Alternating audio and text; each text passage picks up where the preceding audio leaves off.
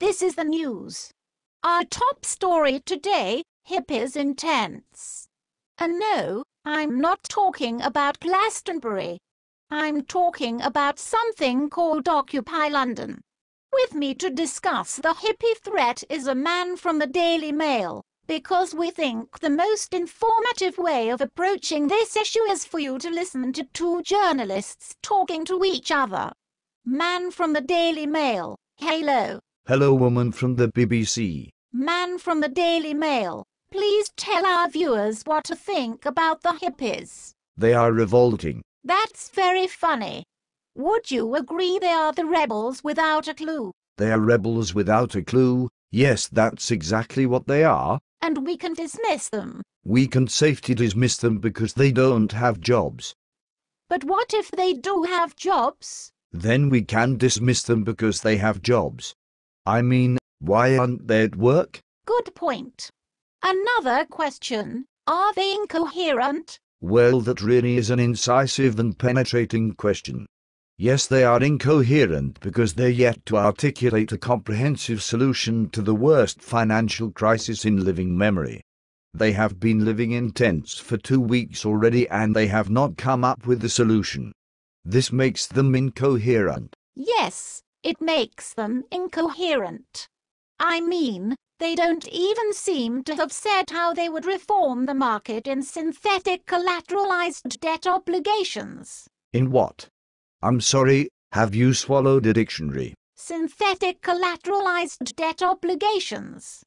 They are the convoluted form of artificial insurance on subprime debts that caused the banking crisis. I don't understand what you're talking about. That's okay, you don't live in a tent. I hope you're not going to ask me to articulate a comprehensive solution to the financial crisis. Why would I do that? You live in a house. It's actually quite a nice house.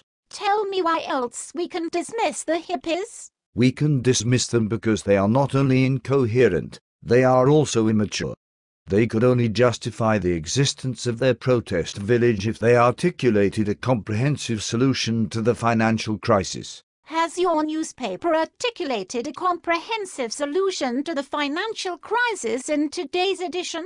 No, we have instead chosen to put on our front page a story about one contestant from Strictly Come Dancing who may or may not be having occasional intercourse with another contestant from Strictly Come Dancing. On page 3 we have published an article about how the hippies are simply not serious. What about the people who sold the synthetic collateralized debt obligations? Have they articulated a comprehensive solution to the financial crisis? They have not. But they caused this crisis. They don't live in tents. I see your point. What about world leaders? Have they articulated a comprehensive solution to the worst financial crisis in living memory? Well, the Prime Minister of Italy called the German Chancellor an unfuckable lardass. The Prime Minister of Italy called the German Chancellor an unfuckable lardass? Really? Yes, the Prime Minister of Italy actually called the German Chancellor an unfuckable lardass while the French President told the British Prime Minister to shut up. The British Prime Minister's political party reacted to the crisis by fighting over the question of a referendum on leaving Europe altogether because they put ideology above the financial security of the voters. In the middle of all this, it was revealed that pay for the chief executives of Britain's biggest companies doubled in 2 years despite their market capitalization significantly reducing. Meanwhile, their employees have taken real-world cuts in salary, but no politician has been able to say how they would reverse the development of a culture that rewards failure. But that's okay because politicians don't live in tents. The Occupy protesters really are immature and incoherent. They are immature and incoherent. And they are angry. Which means we can ignore them. People who are angry must be ignored.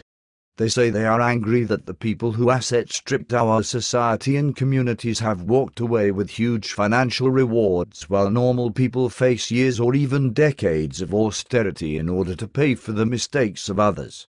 They say the price will be paid in huge cuts to the numbers of doctors and nurses and teachers and schools and hospitals and care for old people and disabled people. They say the very people who did this to us are now using the money we gave them to lobby politicians to delay the implementation of regulations that would stop it happening again. The hippies say this makes them angry. Where does this anger come from? It is because they are incoherent and immature.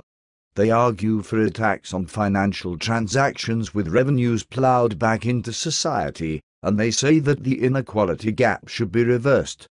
They say even the IMF agreed that inequality was a cause of the crash because it drove people into unsustainable debt. But we can ignore all this and say they have no solution to the crisis. Because they live in tents. Yes, because they live in tents. Man from the Daily Mail, thank you. Thank you for having me, woman from the BBC.